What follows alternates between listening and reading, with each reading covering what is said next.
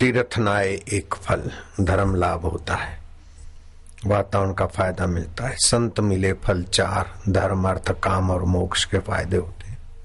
लेकिन सत्संग नहीं मिला तो तीर्थ का परिश्रम करके थोड़ा पुण्य लाभ करके लोग बेचारे बहिरंग साधन में बहिर्मुख होके थक के चले जाते।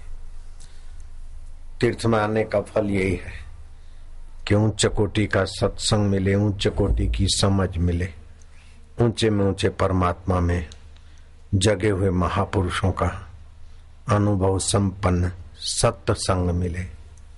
सत्य में जो टिके हैं, सत्य में जो जगे हैं, सत्य स्वरूप से एकाकार होकर जो अपनी अनुभव वाणी बोलते हैं वे महापुरुष सत्संग होता है। आरती करूं कुंज बिहारी की, ये सब ठीक है। भय प्रगट गोपाला, ये सब अपनी अपनी जगह पर, जय शिव ओमकारा, ये सब ठीक है।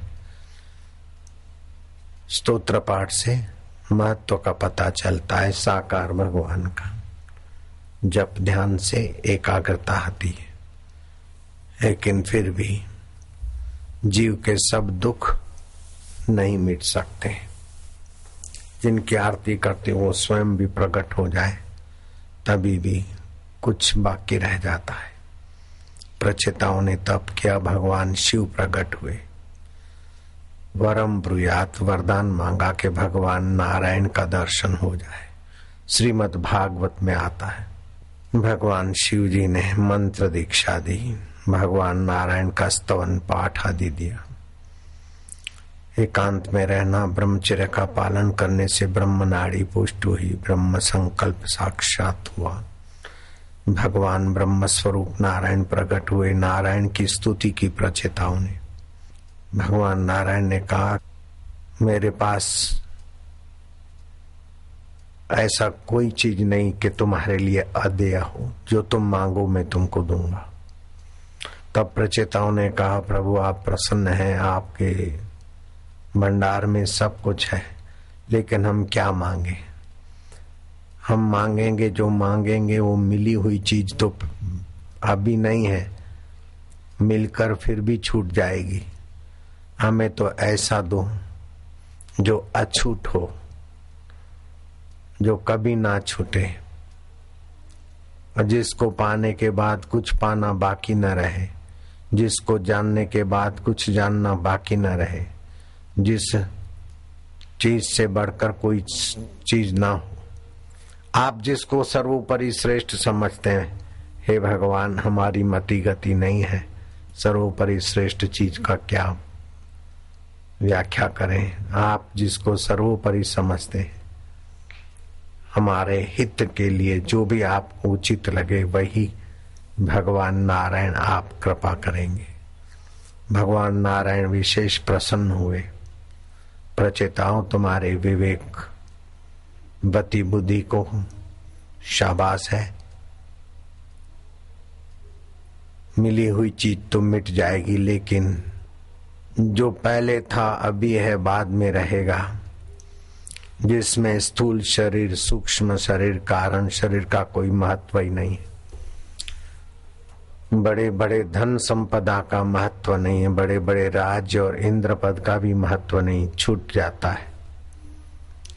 समाधि का भी महत्व नहीं है, भोग का भी महत्व नहीं है, त्याग का भी महत्व नहीं है।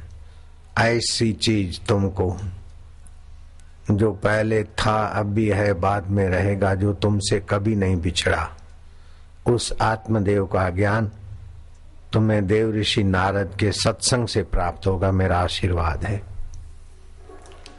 भगवान नारायण प्रसन्न हुए, भगवान शिव जी के दर्शन हुए, नारायण के दर्शन हुए। उसका फल ये हुआ कि आत्मा परमात्मा का अपने शुद्धमय का ज्ञान देने वाला सत्संग मिलेगा। गंगा में डुबकी मार के चले गए, जो नहीं आते उसकी अपेक्षा डुबकी वालों को शाबाश है, लेकिन केवल डुबकी मारने से काम नहीं चलता, केवल धुन बोलने से भी काम नहीं चलता, आरती और भजन और राग रागिनियां गाने से भी काम नहीं चलता। आखिरी बात तो है सत्संग मिल जाए, विवेक जग जाए। मैं तो कई बार बोल चुका कि दुनिया की स्कूलें कॉलेजों के सारे सर्टिफिकेट, विश्वविद्यालय के सर्टिफिकेट लेकर बंडलों के बंडल में ले लेता, तभी भी मुझे उतना फायदा नहीं होता जितना मेरे को ब्रह्म ज्ञानी मेरे लीलाशाह प्रभु के सत्संग से और उनके दर्शन और कृपा से हुआ है। सत्संग से आध्यात्मिक ज्ञान तो मिलता है, लौकिक कला कौशल्य भी मिलता है और लौकिक भी मिलता है, और मिलते मिलते ऐसी चीज मिलती है कि स्थूल शरीर में जो कुछ मिला वो कुछ भी नहीं।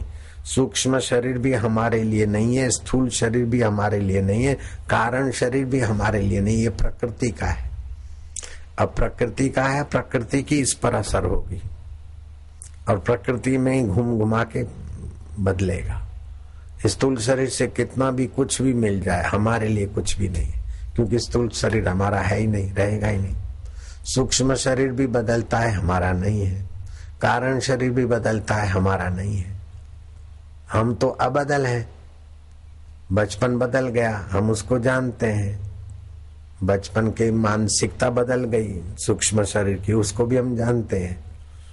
बचपन की नींद 8 घंटे सोते थे कारण शरीर में, वो भी बदल गई, उसको भी हम जानते हैं।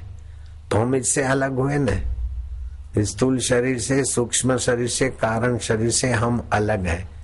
स्थूल शरीर की समाधि 1000 वर्ष की हो गई, फूंक मारा तो आसमान हमारी फूंक से भर गया और बारिश हो गई, आंधी चल गई, तूफान हो गई।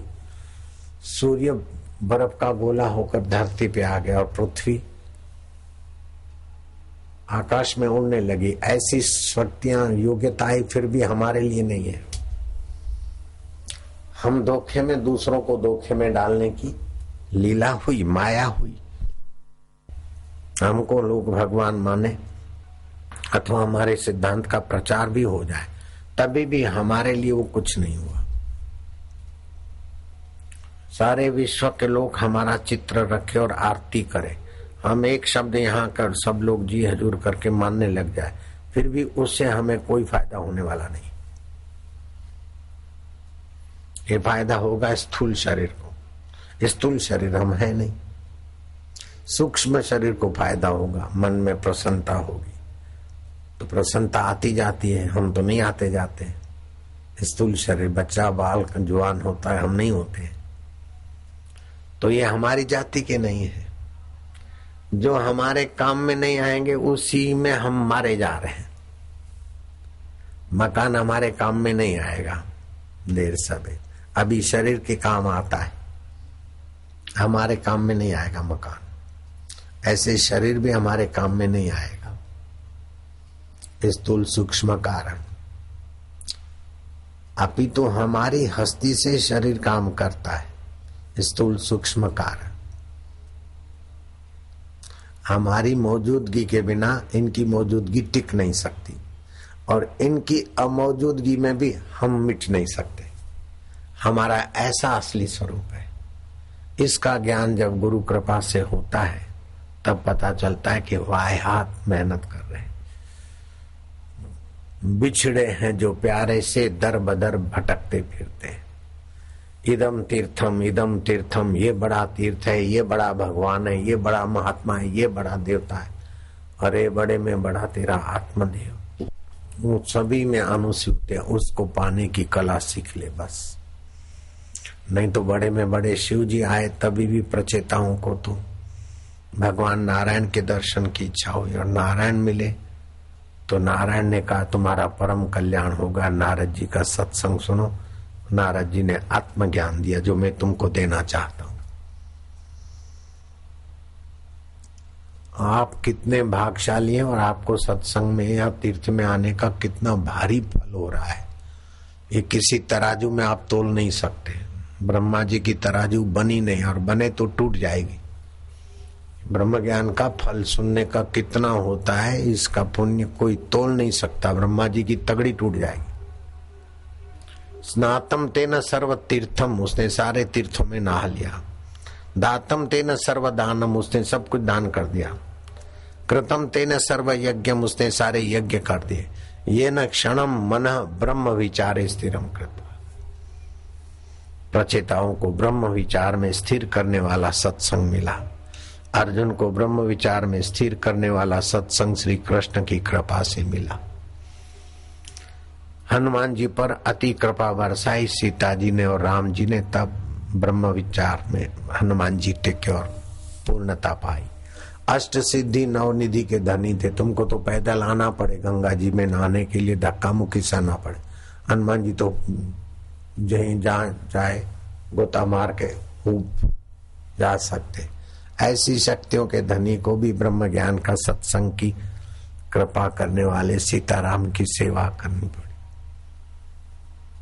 वो सत्संग आपको मिल रहा है, ब्रह्म ज्ञान का सर्वोपरि है।